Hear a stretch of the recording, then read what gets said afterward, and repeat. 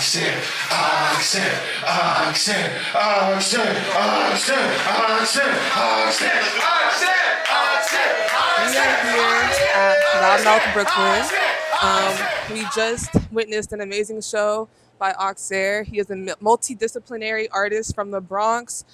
He is part of No Label and he is part of the duo Dead Fish. So I just wanted to talk more about just your artist or your journey as an artist and how you have become Ahk Sair. So my first question is, how did Dead Fish start? And when did you guys first get the idea for the Dead Fish Volume 1 project and just like the collective, the group in general?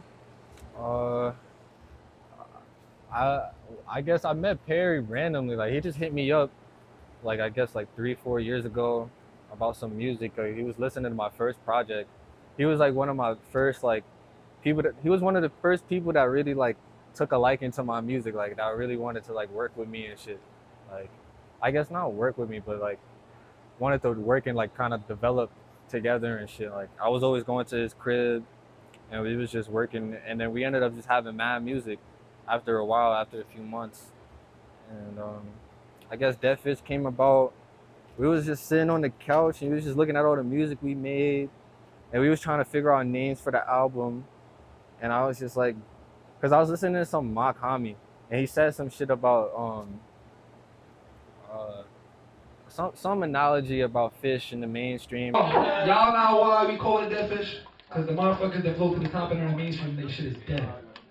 I said they shit is dead! Yeah. I said they shit is dead! Yeah, we did that. That was probably like two years ago. We decided to make it like a group. At first it was just a project, but then we was like, nah, we gotta keep working together. Like I'm always working with him. Like we be working like dinner every day, you know? So, and iron sharpen iron, you know? So, Yeah, exactly. Even like seeing y'all out there performing, like it's like great chemistry. And I feel like everyone who's witnessing and like watching y'all perform can feel like the passion that y'all both have like for the art that y'all produce and like you give to us. So thank you for that. Like it's really cool to watch thank you for in coming. person. Yeah, definitely. So like you said, it's been 2 years in the making of like the album. How does it feel for it to finally like be out and you being able to share that project with the world? Oh, it feels really good. Like I'm just happy for it to be out. Like I've been listening to these songs forever, you know? And like honestly, it took a long time because we just had like personal issues and shit that we was going through. So we just had to withhold it for a while and try to do it right because we just love the music so much. We wanted to keep going with what we had, so we wanted to make sure we did it right. And I feel like we did it right this time. Like I feel like we figured out the perfect day. Like everything was perfect. Like I was a little nervous before because we kept on pushing it back and shit, but I'm happy that it came out when it came out and how it came out and all the songs that's on there. And we working on Dead Fish Volume 2 already. We've been working on that for a minute, so we always working, you know? We got Perry make mad projects. I be making mad projects. Justice Xavier be making mad projects. Isaiah got projects out. OG got so many projects. Buddy Not Bud got so many projects. Sway got so many projects. And like we all on our projects. So like I counted one day we had like 80 projects out, and I was like, damn. Like so it's cool to like see all the music and like seeing all of it connect together and shit. Yeah. And people are kind of like, I guess, understanding the lore behind it. I hate that word, but like, yeah, because we really be living it and shit. Like we don't be lying, so it's cool to see. I want to get more into just like how you started creating music and like what was like the catalyst for you as an artist. So when did you start making music and who or what were your first influences? So I started making music. It's a funny story. Like I was in the 7th grade. It sounds mad cliche, but I deadass lost like a fucking rap battle. Like, and at the lunch table, it was some bullshit. But like, he was roasting me, and I just like I can't let that happen. But and it was super fun doing it too. So I went home, and I decided I'm gonna just keep rapping. I'm gonna try this shit out, and I'm gonna try to get good at it. So when it happens again, I can be more prepared and shit. Like my boy Elijah got me into rapping in the 7th grade. He had an afro. He disappeared after middle school too. I don't know where the hell that nigga at, but bro, he used to just be rapping. He just had mad notebooks full of raps and shit, and it was just really cool to see. And like he was teaching me how to like memorize lyrics and shit, and how to put rhyme schemes together and shit. I saw like you post on your story saying you used to work at Amazon. Now you performed on Amazon Live. So how was that for you? Like how did that feel like? Bro, it was fun. We were supposed to do a show, and then the shit got canceled. So then they ended up doing some like live stream, and like it's whatever. It's cool. Like I had a lot of fun doing that shit too. It was cool being in there and like meeting all the people over there, and they offered us to use their studios whenever we wanted to and shit. And they was really fucking with us. There was a lot of hospitality over there at Amazon. It's funny because I was working at Amazon like 3 years ago. I used to work at a warehouse, and then I was working in outside, like pushing a cart in Manhattan and Harlem and shit up them fucking hills, bro. That shit was treacherous. Oh, that shit is fucking terrible. That shit is treacherous, bro. Oh my god, bro. Them niggas need to get sued, bro. Bro, They owe so many niggas money, bro. I swear to God, yo. Bro, the way they be moving, bro, like I used to work overnight, and like the way they act with you is like you're like a machine. Like, yo, I ain't even do are you nothing. fucking standing? I'm just like, like, get back what to the work, bro. The job not even that hard. It's just they just be mad at everything Bro, for they no fucking reason. hate life over there, bro. Jeff Bezos, if you're watching this, you're probably not. Oh wait, actually no, we should cut that out because the people at Amazon are very wonderful for hosting him. So I'm sorry. I love Amazon. Damn. Wait,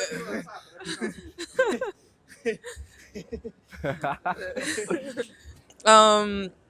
So you said that you've been to London, and you've had the opportunity to perform overseas. Bristol, right? You performed In Bristol, London and Bristol. Yeah. Sorry. How did that opportunity come into play? Like, how was it presented to you, and how did you enjoy your time, overseas? Like, yeah. Like, yeah, it kind of just came about with a mixture of like Goya and Kabani wanting to go on tour and needing some openers, and my boy Yoji knowing him, and just everybody just orchestrating the play, so we was just able to do it. And we had some fans out there. We sold tickets out there too, which was fucking cool as hell. Cause I thought we was gonna go out there and like kind of like really have to like prove ourselves a lot, which we did for real. But like it felt like a lot of hospitality out there. Like I feel like they promoted it really well, and like everybody that bought a ticket kind of was learning about us, and yeah, it was embracing us. Like shout out to my boy Posy. He invited me to the stew after our first show in London. Yeah. So what can you tell us more about No Labels? Yeah. No label originally started like it was mainly like a beat group. Like everybody was making beats and shit. I kind of joined like probably like a year into it. Shout out all the members, Mary, Mikkel, Yo G, myself, Buddy Not Bud, Funk Sway. But before I wasn't even in it, I hit up Warren because I wanted to make a group. This was probably when I was like 18. I wanted to make a group because me and Warren, we wasn't really friends, but like we would always be in the same spots. Like I would always see this nigga in the same venues. I was just always around. I love going to shows as a kid and shit. So I would always see him at shows, and he would just dap me up because I guess the energy. I guess I don't know. Seeing each other like 15 times by accident. I finally got his gram. I found out he rapped, and I was fucking with it. OD. I was fucking with Iron Giant Ryman. And I was like, bro, we should rap together and shit, blah, blah, blah. And he was like, bro, I'm doing that shit with No Label. Like, come join No Label. I fuck with your shit. I just sent to like an audition song damn near. Like, I was like, yo, this is my shit. Because this is when I was first, like, really rapping. Like, when all right, I'm going to try to rap, So I sent him my shit. It was some song called Jungle. And he was like, nah, this shit hard. He played it for everybody. And then I met up with all of them after a few days of just like conversating and shit and getting to know them. I met all of them in Columbia University. There you go. Because Amiri used to go to Columbia University and he used to run WKCR, their radio station out there. That's where we made our first tracks together and shit in that radio station. Yeah, shout out WKCR, bro. They had a lot of hospitality. They just let us in there for real. Because Amiri ran that shit. He was the president of that shit, so it was like you could do whatever. We was just going with him. We get the password, go in there and use the studio. It was a fucked up mic, but we was using that shit, you know? Yeah, just being behind him and running the radio station and shit. That shit was fun. That's kind of how we all connected and shit. Yeah, and it's grown into something that's like really amazing. Like I don't know, it's so much talent. So I know it probably, I don't know. I feel like it's probably like constant like inspiration that you're feeling just being around that group of people all the time. Facts. Yeah. Cause nobody stops working. Like if I stop working, then Zion working, and I'm around them. So it's like I just can't stop working. Like everybody just be around each other. Like everybody live with each other, honestly. So it's like everybody just be working, you know. So y'all grinding. there's always beats going around.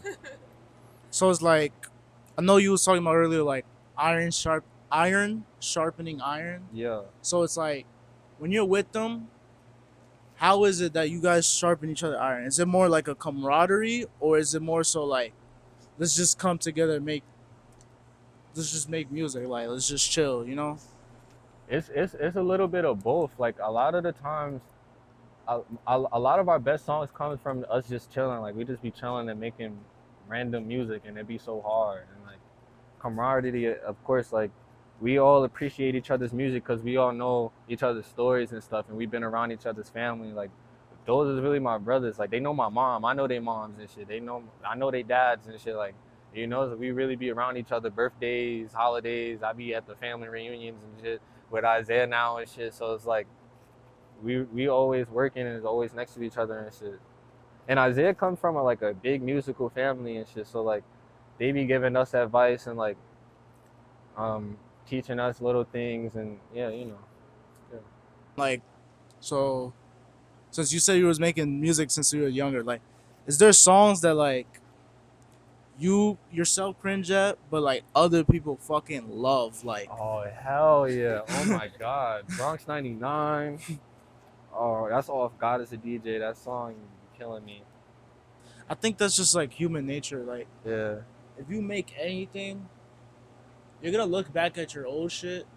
You're not really gonna like it, bro. You're always gonna be like looking forward to like what's next. Like you're constantly looking forward to what's next. So it's like nobody could like change your mind that, oh yeah, I don't like this song, but other people like it. Like, Because sometimes I'd be like, after a while, I catch the groove and I'm like, all right, maybe I do like it. Yeah.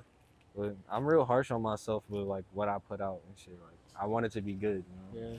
It's also like you could sit on something for a minute and then you release it way after. So when people start fucking with it, you already over that shit. Facts. And then like, yeah, I know what you mean, bro. Facts.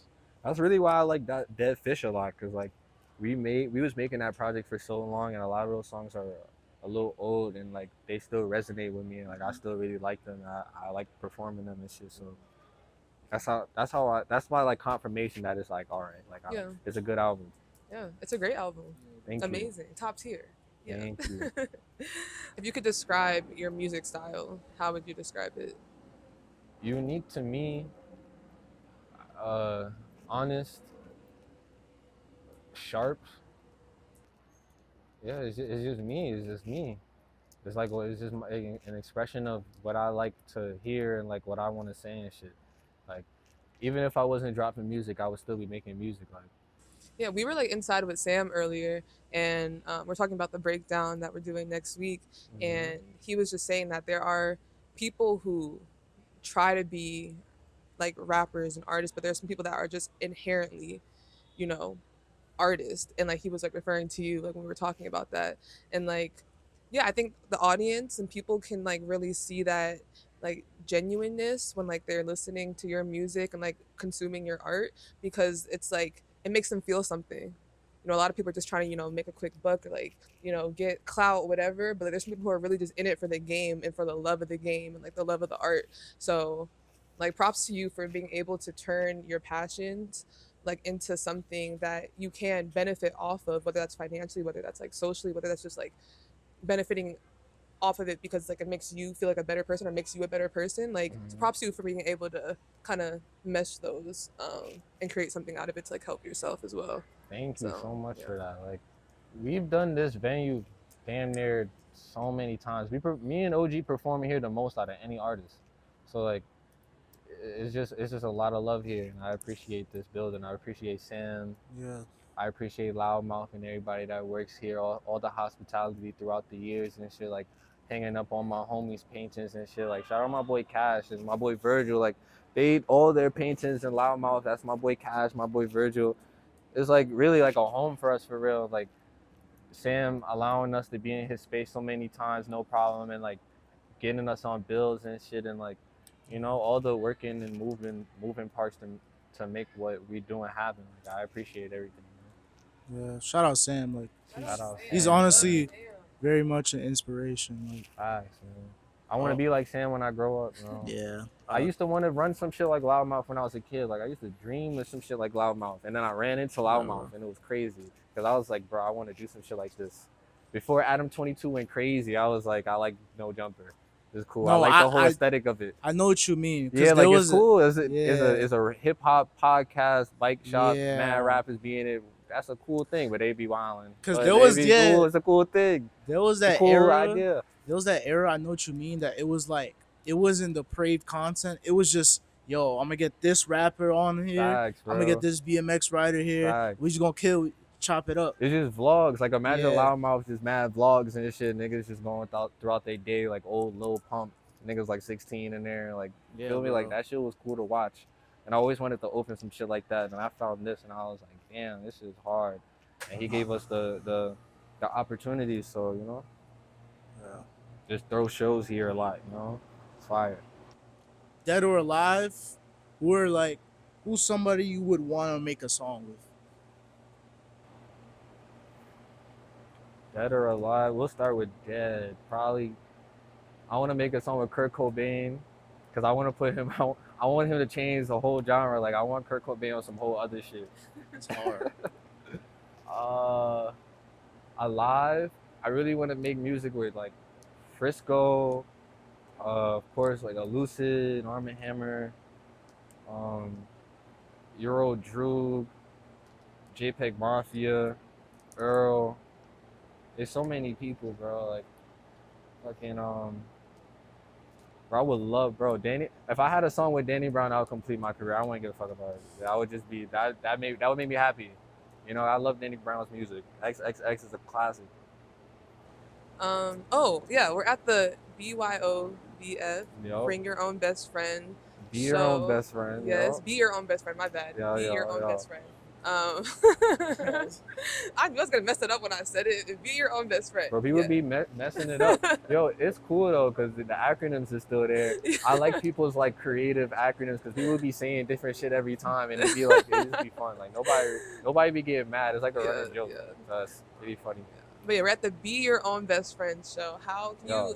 you just say more about how that started? Like the BYOBF? collective? Yeah.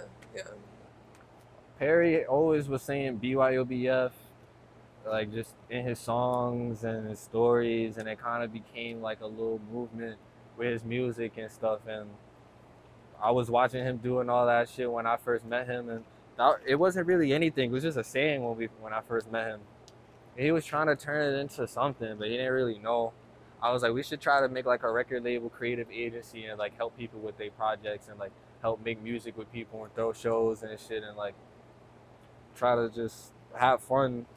Like, niggas is tired of like label shit. Like, I've never been a part of a label before, but I be like my peers and shit. Niggas be seeing like the troubles and all that shit. We trying to protect our music and like trying to be businessmen, you know. I don't want to rap forever, you know. I'm gonna be 35 one day.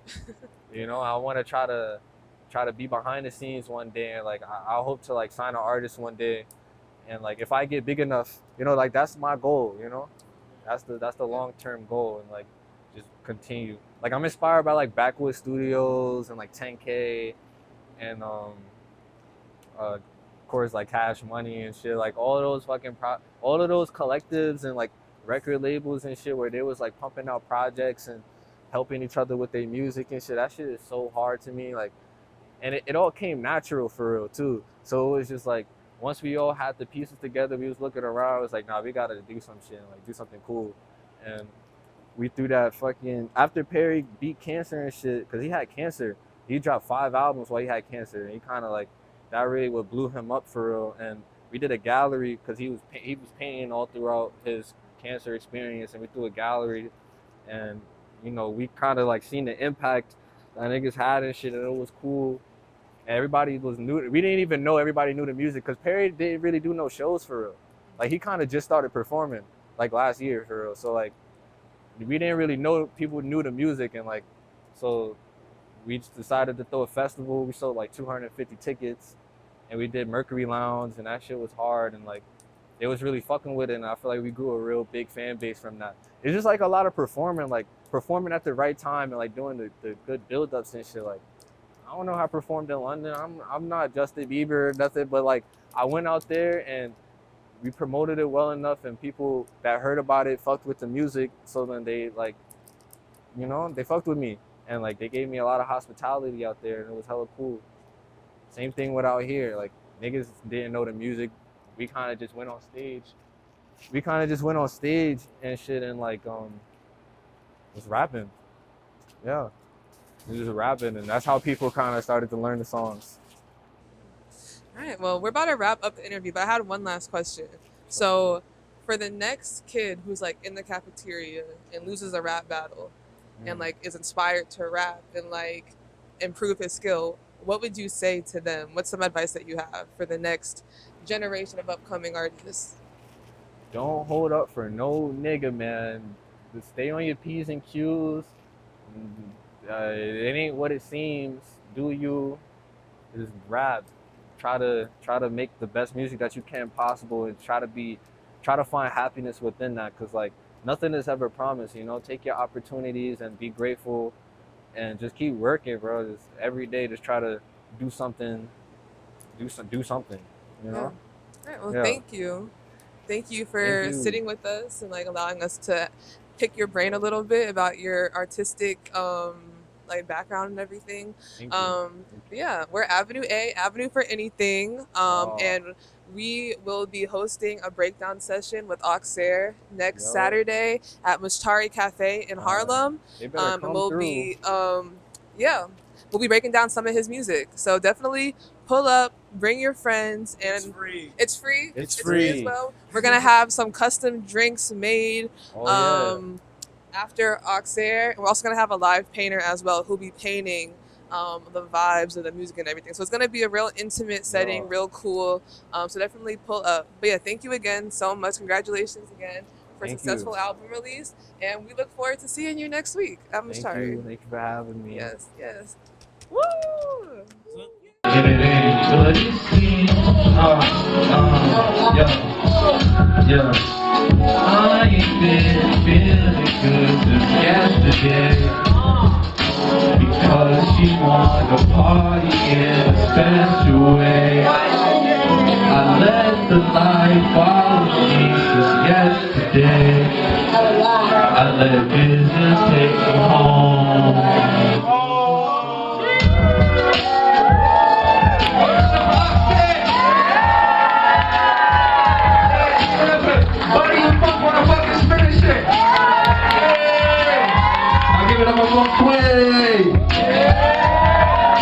Now give it up for your OG.